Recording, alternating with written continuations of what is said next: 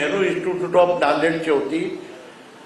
खेलो मारो स्पोर्ट्स होती आणि 002 पिंकल बॉल अशी एक सावी होती ना श्री विलेपार्ला होती. त्यामुळे ही प्रक्रिया एकतर्फी किंवा मर्यादित संस्थेसाठी नव्हती. त्यामुळे बीएमसीने राबवलेली ही प्रक्रिया पारदर्शक होती. त्यापैकी एसव्हीकेएम सर्वोच्च गुणाचा प्रथम क्रमांक मिळवला. बीएमसीने 50% रेव्हेन्यू शेअरच्या आधारित आम्हाला दिलेला आहे. सर्व कॅपिटल मेंटेनन्स ऑपरेशन खर्च एसव्हीकेएम 10 वर्ष करणार आहे. याशिवाय बीएमसीला अतिरिक्त आर्थिक लाभ मिळणार आहे. दरवर्षी 1 लाख फी वेगळी, 25 लाख परफॉर्मन्स गॅरंटी आहे. जमीन क्षेत्रफळ 1157 एकर आहे. छत्रपती शिवाजी महाराज क्रीडा संकुल अंधेरीची मालकी बीएमसीचीच राहणार आहे. मालकीचे कोणतेही हस्तांतरण एसव्हीकेएमला होणार नाहीये. सर्व क्रीडासाठी युजर चार्जेस बीएमसी निश्चित करणार आहे. त्याचा बुकिंग बी बीएमसी करणार आहे. फायनान्शियल ऑडिट बीएमसी मार्फत त्रैमासिक होणार आहे. बीएमसी साठी दरवर्षी 30 दिवस राखीव असतील. सर्वसामान्य नागरिकांसाठी सुविधा खुली असेल. दिव्यांग, विशेष गरजा असलेली मुलं व ज्येष्ठ नागरिक या सर्वांसाठी विशेष क्रीडा उपक्रम आयोजित केले जाणार आहेत. सध्या फक्त मैदानी खेळ उपलब्ध आहे. इंडोर खेळामध्ये वाढ होणार आहे. आणि तसंच म्हाडामध्ये बी भाडापट्टा लीजवर दिलेला आहे. 3 वर्षाची लायसन्स आहे आणि लायसन्सच्या अटीनुसार म्हाडाला ते रद्द करून ताबा परत घेण्याची मुभा आहे. आणि भूखंडाचा क्षेत्रफळ मी आपल्याला सगळ्यांना सांगितलंय त्याप्रमाणे आहे. आणि कुठलाही याच्यामध्ये म्हाडाचे जे आम्हाला भूखंड दिलेले ते सकाळी 2 तास आणि संध्याकाळी 3 तास सर्व जनतेसाठी खुला ठेवण्याची अट आहे. आणि जर आपण हे जे पाहिले जे काय कंडिशन मध्ये आहे ते आपल्याला पाहून आपल्यालाही नवे वाटेल. या तरीकेने ते आता भूखंड तिथे आहे.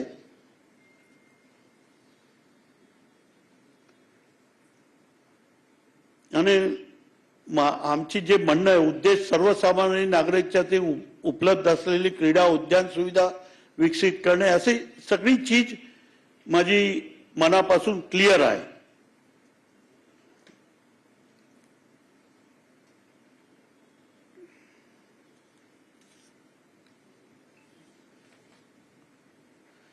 आणि आम्ही का घेतलंय आपल्याला सांगतो. 2036च्या ऑलिम्पिक तसं इतर मोठा आंतरराष्ट्रीय क्रीडा स्पर्धासाठी आयोजन करण्यासाठी दिशेने वाटचाल करत आहे. त्यासाठी केवळ पायाभूत सुविधा नव्हे तर क्रीडा संस्कृती मजबूत करणे गरजेचे आहे. मुंबईचे तरुण खेळाडूंना चांगली सुविधा, सातत्यपूर्ण प्रशिक्षण, योग्य मार्गदर्शन मिळाले त्यातून भविष्यातील विजेते घडू शकतात. याच उद्देशाने मुंबईच्या 1 लाख तरुणांपर्यंत जागतिक दर्जाची क्रीडा परिसंस्था पोहोचवण्याचा आमचा प्रयत्न आहे. एसव्हीकेएमच्या माहिती अनुसार संस्थेने आतापर्यंत एकात्मिक क्रीडा परिसंस्था विकसित करण्यासाठी 100 कोटी रुपयाहून जास्त गुंतवणूक केली आहे. आणि मुंबईला आम्ही काही देऊ शकलो नाहीये. त्यामागे आमची हे सगळी मनापासूनची भूमिका आहे.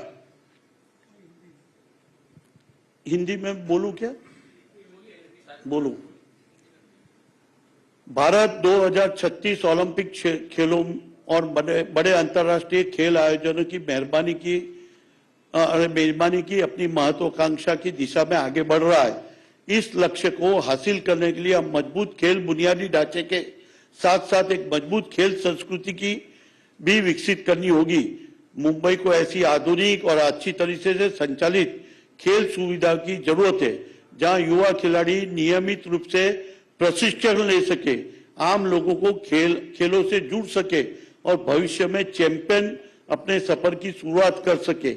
हमारा प्रयास इस नींव को मजबूत करना है. हम मुंबई के 1 लाख युवाओं के लिए विश्व स्तरीय स्पोर्ट्स इकोसिस्टम विकसित करने का हमारा प्रतिबंध 90 वर्षों से अधिक संस्था निर्माण करने के अनुभव वाली सार्वजनिक चैरिटेबल ट्रस्ट रूप में एसवीकेएम ने एकीकृत खेल सुविधा और स्पोर्ट्स इकोसिस्टम के विकास के लिए 100 करोड़ से अधिक का निवेश किया है। एसवीकेएम खेलों के युवाओं की शिक्षा, उनके समग्र विकास का एक महत्वपूर्ण हिस्सा मानती है और ये सब हमारे को करने की इच्छा शक्ति है।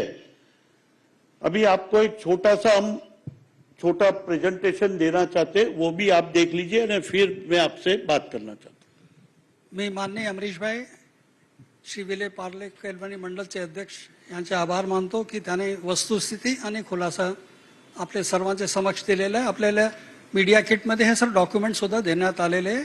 जेव्हा आपल्याकडे आम्ही जाणार आहोत तेव्हा आपल्याला काय प्रश्न विचार खुलासा करायचे असेल तर नक्कीच करणार। त्याचे आधी साहेबांचे आदेशाप्रमाणे एसवीकेएम